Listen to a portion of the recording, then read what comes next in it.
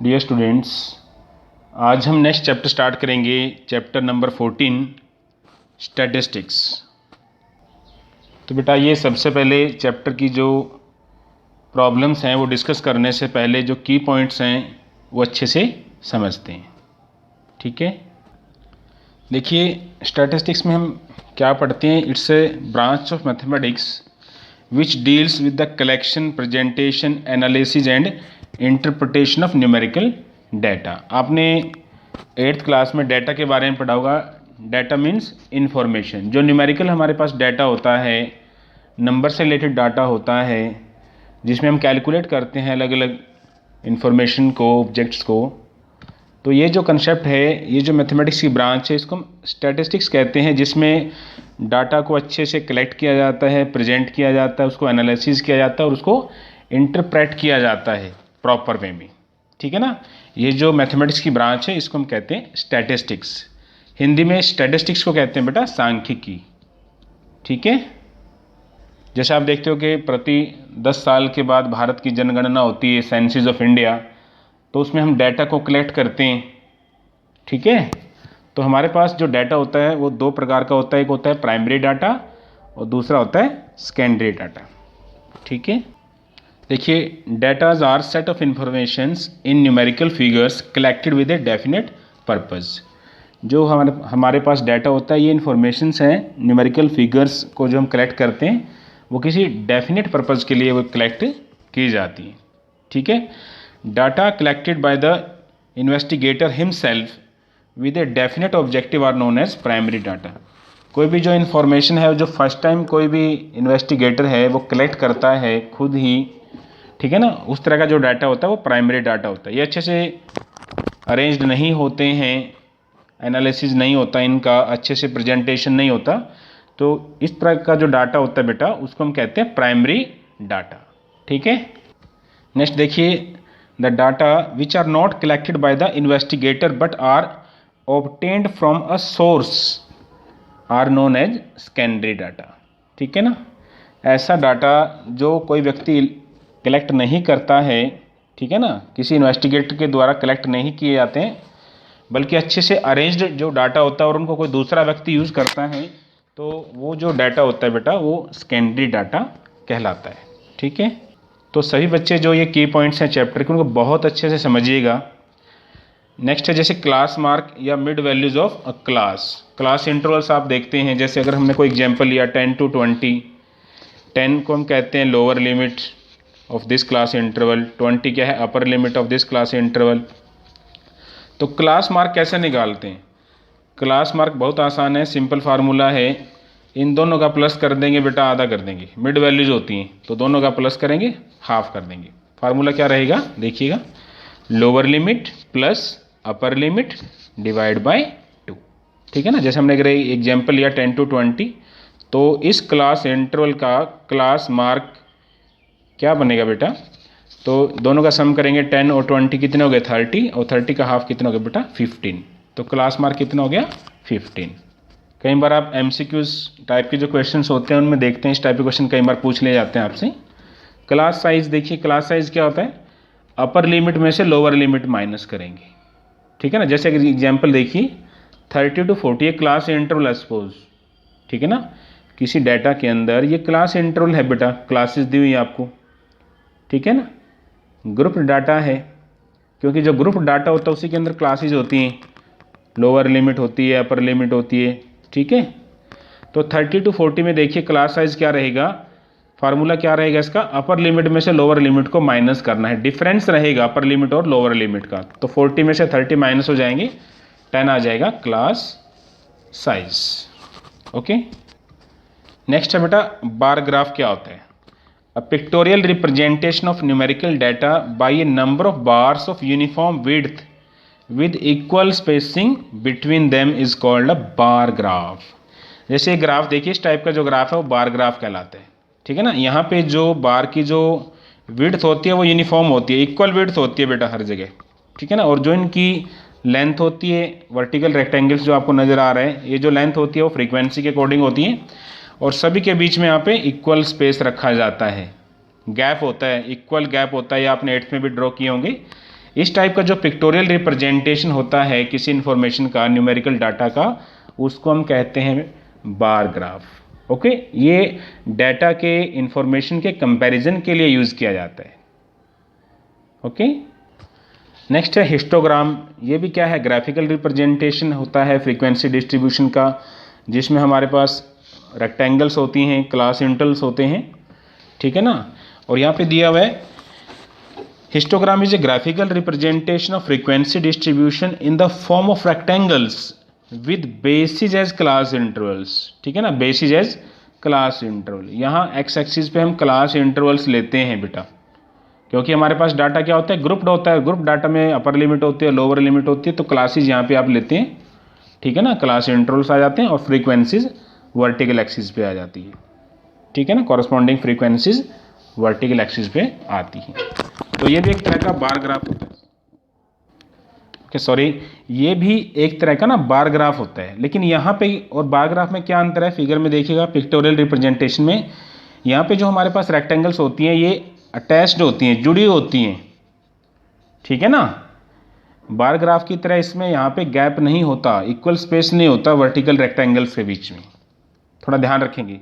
इस टाइप का जो डाटा होता है, जो ग्राफ होता है बेटा, उसको कहते हैं हम हिस्टोग्राम, ठीक है ना। ये हम ड्रॉ करना सीखेंगे 14th चैप्टर के अंदर। नेक्स्ट जो कंसेप्ट है वो है adjusted frequency of A class. ये फार्मूला हम कहाँ यूज़ करते हैं, जैसे फार्मूले को पढ़िए, एडजस्टेड फ्रीक्वेंसी का फार्मूला क्या रहेगा, minimum class size divided by class size of the class into frequency of the class. ये हम यूज़ करेंगे इस तरह का डाटा जब हमारे पास होगा, यानी हमारे पास जो कोई भी डाटा होगा उसमें क्लासेस दी होंगी, आपको क्लास इंटरवल्स दिए होंगे, लेकिन आप चेक करना कि क्लास साइज अलग अलग है। यहाँ पे जैसे 20 का गैप है, यहाँ पे 10 का है। अगर हमारे पास क्लास साइज एक ही होता है फिर ये फार्मूला नहीं लगेगा, लेकिन अगर हमारे पास देखिए क्लास साइज अलग अलग है, यहाँ पे अलग अलग क्लास इंटरवल क्लास साइज अलग अलग है, तो उस केस में हम ये फार्मूला लगाते हैं और हमारे पास जो डाटा है, इन्फॉर्मेशन आता है, वो प्रॉपर वे में आ जाता है। फिर हम उसका ग्राफ ड्रॉ करते हैं, ठीक है। मीन आपने पढ़ा होगा, मीन मीडियन मोड आपने 7th 8th में पढ़ा होगा, थोड़ा हम और इसको डिस्कस करेंगे यहाँ पे एक्सरसाइज के अंदर। जैसे मीन है, अगर कोई डाटा इस तरह का दिया आपको 1 2 3 4, ठीक है ना, तो इस तरह का जो डाटा होता है वो बेटा होता है अनग्रुप्ड डाटा, डिस्क्रीट डाटा, ठीक है ना, अनग्रुप्ड है, ग्रुप नहीं बने हुए हैं यहाँ पे, ठीक है। तो फार्मूला क्या होता है मीन निकालने का, sum of observation divided by total number of observation. तो जो हमारे पास ये वैल्यू दे रखी है, एक्स बार से हम दिखाते हैं मीन को, एवरेज को, इन सब का सम करेंगे और ये कितना नंबर है, 4 है, 1 2 3 4 और 4 से डिवाइड कर देंगे, तो जो भी वैल्यू आ जाएगी वो आ जाएगी मीन की वैल्यू, एवरेज, ठीक है ना। कुछ एक प्रॉब्लम में हम इस तरह से, जब हमारे पास डाटा ग्रुप डाटा होता है तो मीन इस तरह से निकालते हैं इस फार्मूले के द्वारा। ग्रुप डाटा क्लासेस कई बार दी होती है, अगर क्लासेस नहीं होती तो हमारे पास एक्सरसाइज दी होती है। जैसे कि एग्जाम्पल है, एक्सरसाइज में देख लीजिए आप, प्रॉब्लम है कि उसमें अगर हम 2 वैल्यूज़ लेते हैं फ्रंट की, थोड़ा एग्जाम्पल समझ लीजिएगा। एक एक्सरसाइज है, ठीक है ना, 16 वर्कर्स ऐसे हैं जिनकी जो मंथली सैलरी है वो 3000 रुपये है। इसी तरह 12 वर्कर्स हैं जिनकी सैलरी है वो 4000 रुपये मंथली है। तो एक वैल्यूज एक्स आई होती है, दूसरी एफ आईज होती है, तो इनको मल्टीप्लाई किया जाता है, एफ आई एक्स आईज आएगी। और फिर एफ आई एक्स आईज का जो सम होता है ये टोटल, इसको हम एफ आई के सम से डिवाइड कर देते हैं, ठीक है ना। तो ये फार्मूला है मीन ऑफ ग्रुप्ड डाटा निकालने का, एक्स बार से हम उसको दिखाते हैं, ठीक है। नेक्स्ट है मीडियन, ठीक है। यहाँ पे थोड़ा समझाने के लिए है कि आप इस वैल्यू को से डिवाइड करोगे तो आपके पास मीन वैल्यू आ जाएगी। मीडियन क्या होता है, मीडियन हमारे पास डाटा में मिड वैल्यूज होती है, ठीक है ना। Median of A given data is the value of variable which divides the data in 2 equal parts, ठीक है। जैसे अगर इसमें देखिए 2 केस होती है, अगर हमारे पास जो एन की वैल्यू होती है, नंबर ऑफ टर्म्स होती है वो ओड होती हैं, तो मीडियन निकालने के लिए ये फार्मूला लगेगा। जैसे अगर मान के चले कि, ठीक है ना, 5 टर्म है, इस तरह से ओड नंबर में आप देखते हैं नंबर ऑफ टर्म्स हैं, अगर 5 है सपोज, ठीक है ना, तो मीडियन क्या रहेगा, 5 यहाँ पे आ जाएगा, 5 + 1/2, 5 + 1 6 को आप 2 से डिवाइड करेंगे, यानी थर्ड ऑब्जर्वेशन है वो मीडियन कहलाएगा। इसी तरह यहाँ पे इवन के केस में ये फार्मूला लगता है बेटा, आपके पास आपने किया होगा ये फार्मूला, ठीक है। तो थोड़ा ध्यान रखना, जब भी आपको मीडियन निकालना हो तो हमारे पास जो डाटा है उसको सबसे पहले सेंडिंग या डिसेंडिंग ऑर्डर में अरेंज करना जरूरी होता है, ठीक है। नेक्स्ट है हमारे पास mode of data.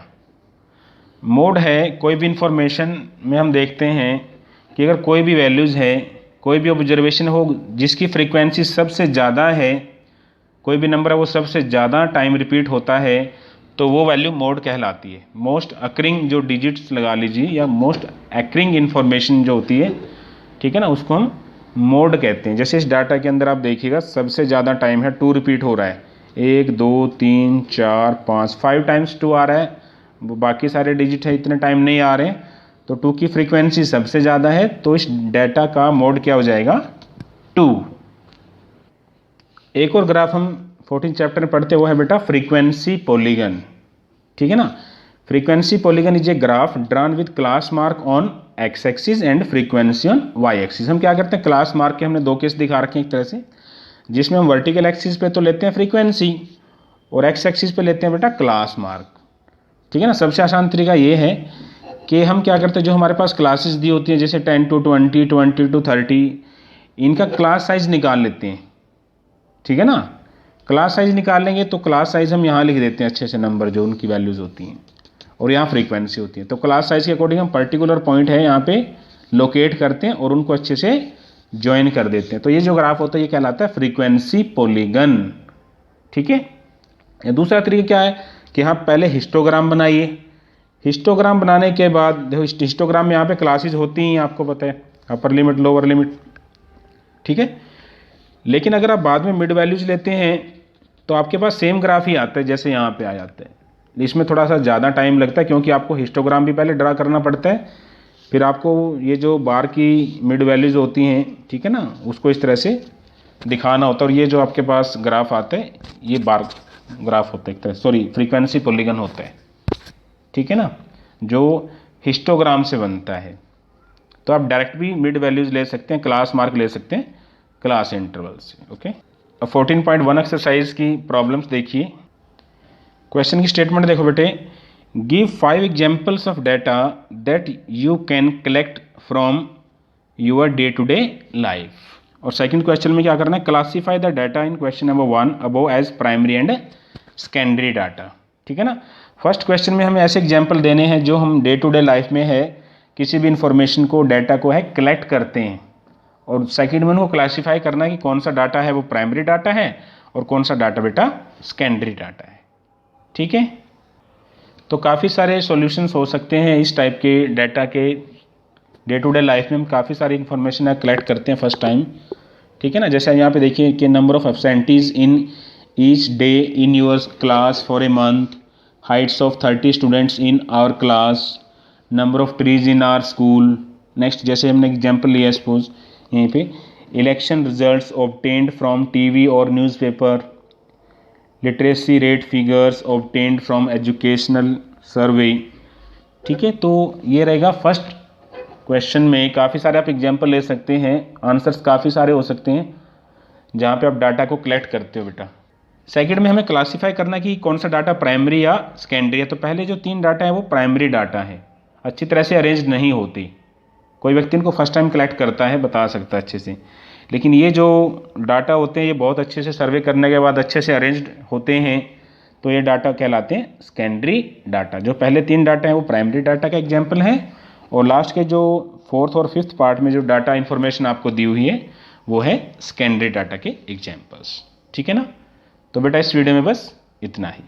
Thank you so much.